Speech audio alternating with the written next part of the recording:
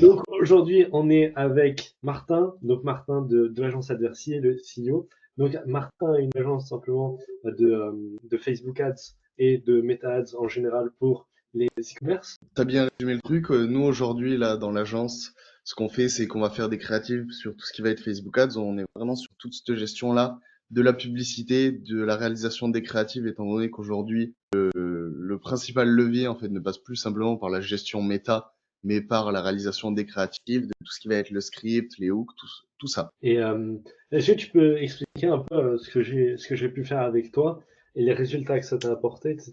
Alors là, aujourd'hui, ce qu'on a fait ensemble, ça a été du cold email, donc quelque chose qui est pas beaucoup pratiqué par les agences en France, alors qu'il y a vraiment beaucoup de potentiel, étant donné qu'au début, avant qu'on travaille avec Tom ensemble, on était à peu près à du 2 calls par semaine en organique, et puis au bout de 2 semaines à travailler avec Tom, on est passé à 2, 3 calls par jour. Mhm. Donc grâce au cold email. Donc ça a été vraiment bien pour nous, étant donné que plus on multiplie les rendez-vous, surtout dans un domaine où on est sur du high ticket, plus on a de rendez-vous, plus on a de chances de closer, parce qu'il y a des personnes des fois qui au final ne sont pas extrêmement qualifiées.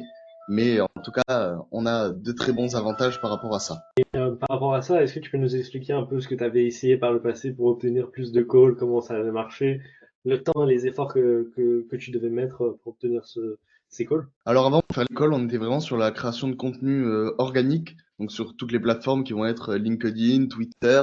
J'ai même fait de la création de contenu sur Instagram, TikTok pour parler un peu plus de la publicité.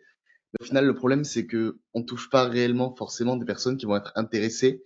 Et les personnes Mhm. qui sont intéressées, en fait, il faudrait les démarcher une par une, donc faire de l'outreach, ce qui prend un temps énorme. Je pense que si Ouais. vous avez une agence, vous le savez, l'outreach, c'est l'enfer pour toutes les agences. L'avantage du cold email, c'est que Tom s'occupe de tout et les clients Mhm. viennent à nous. Juste à Ouais. dire si la personne est qualifiée ou pas, et ça s'arrête là. Mais c'est quelque chose qu'on a défini au tout début ensemble, Tom, Ouais. la qualification. Donc en fait, une fois qu'on a bien pu tout setup, qu'on a bien pu parler ensemble, tout se faisait et puis on avait les rendez-vous qui tombaient tous les jours en live. Ouais. Et justement, par rapport à ça, surtout, je pense que je pense que les gens qui doivent faire de la prospection doivent le savoir, mais c'est sur un compte LinkedIn, sur un compte Twitter, sur un compte Instagram, on sait jamais à qui on a affaire, on sait jamais si la personne elle est qualifiée ou pas. Et contrairement au call email, où on peut tout simplement voir, ok, il a telle entreprise, c'est son site là, il a tant d'employés, donc s'il a tant d'employés, il doit faire tel revenu. C'est toujours quelque chose à prendre en compte. Et Exactement. par rapport à ce que j'ai dit, euh, qu'est-ce que tu dirais, c'est à quelqu'un qui penserait commencer à travailler avec moi au niveau cold email, mais qui n'est pas sûr. Je sais par exemple qu'il y a beaucoup de personnes qui savent pas trop ce que c'est et qui en ont jamais fait. Qu'est-ce que tu leur dirais à cela? Le problème aujourd'hui, c'est que sur toutes les plateformes, quand on fait de l'outreach comme Twitter, comme LinkedIn, les personnes sont là en fait pour arriver sur l'application, scroller, voir 3 posts. Tu peux leur envoyer un DM, ils vont l'ouvrir dans 3, 4, 5, 6 jours. L'avantage du cold email en fait aujourd'hui, c'est que surtout en travaillant avec toi, je sais parce qu'il y a beaucoup de personnes qui le font pas comme toi tu le fais, mais toi tu as vraiment une technique qui met en avant en fait ce système-là. C'est qu'en fait on tombe directement sur les boîtes mail pro des clients. Donc en fait c'est des boîtes mail qui consultent tous les jours.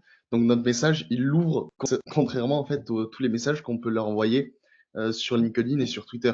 On s'est retrouvé plusieurs fois en fait avec des personnes avec qui j'avais fait de l'outreach. J'avais démarché ces personnes-là sur LinkedIn, sur Twitter, et qui m'avaient dit ouais, je t'avais vu sur LinkedIn et en fait je leur ai envoyé un message, ils avaient jamais ouvert le message parce que ils l'avaient pas vu, tout simplement. Donc c'est un gros avantage en fait sur ça, le cold email, surtout dans la manière avec laquelle tu fonctionnes, qui permet de tout simplement d'avoir des leads qui sont qualifiés et surtout d'avoir des leads qui répondent. Parce Mhm. qu'en 1000 leads, mais d'en avoir 10 qui répondent, ça sert à rien.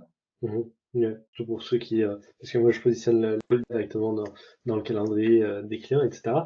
Et par rapport à ça, tu penses que si t'avais pas fait du call d'email grâce à moi, tu penses que pour avoir les mêmes résultats, qu'est-ce que tu aurais dû faire? Quel sacrifice tu aurais dû faire et à quoi ça aurait ressemblé selon toi pour obtenir le même nombre de clients, le même nombre de rendez-vous? C'est pas très compliqué à mesurer, étant donné que, comme je l'ai dit au début de l'appel, on avait 2 appels par semaine, en faisant un post sur chaque plateforme, donc un post full valeur, vraiment Ouais. rempli de valeur, où c'est 45 minutes pour rédiger le post. Donc Ouais. un post tous les jours et il y avait 30 messages d'outreach, 40 sur Twitter et LinkedIn combinés pour avoir 2 appels. Donc en fait, il faudrait faire le double. Il faudrait avoir 400 d'outreach, mais ça serait même pas garanti. Étant donné que les posts, vous allez pas faire 2 posts par jour sur Twitter et sur LinkedIn, ça servirait à rien. Mhm, mhm. Et juste est-ce que tu aurais un moment spécifique de notre collaboration qui a fait que tu t'es dit, wow, quand même, c'est assez impactant et je pense que beaucoup d'autres agences n'auraient pas fait ça. Est-ce que tu avais ce moment-là où pas trop? T'as toujours été comme ça à vouloir être perfectionniste. Donc en fait, on avait des leads des fois qui rentraient. Moi, je trouvais que les leads étaient bons. Et toi, ça te plaisait pas. Tu voulais vraiment peaufiner le truc pour vraiment pouvoir Ouais. cibler de plus en plus en fait et d'avoir de la qualité à balle. Donc ça a vraiment été ça en fait qui a changé le truc où on s'est retrouvé avec au début, on avait un call par-ci, un call par-là qui était pas si qualifié que ça. Sur une dizaine, c'est pas grand-chose.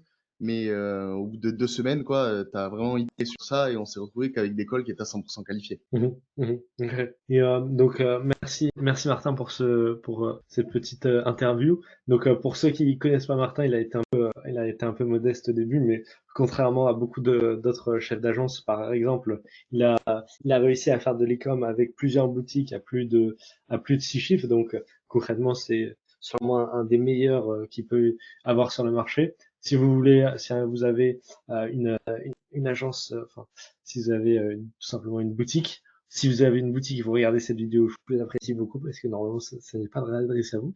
Mais si vous voulez travailler avec lui, si vous connaissez quelqu'un, je mettrai en lien ses différents réseaux, etc., son contact. Merci Martin. Est-ce que tu aurais un dernier mot pour ceux qui regardent? Si vous voulez travailler avec Tom, avoir des leads et augmenter votre chiffre d'affaires, foncez. Si vous avez une boutique e-com ou de dropshipping, venez me voir, foncez aussi.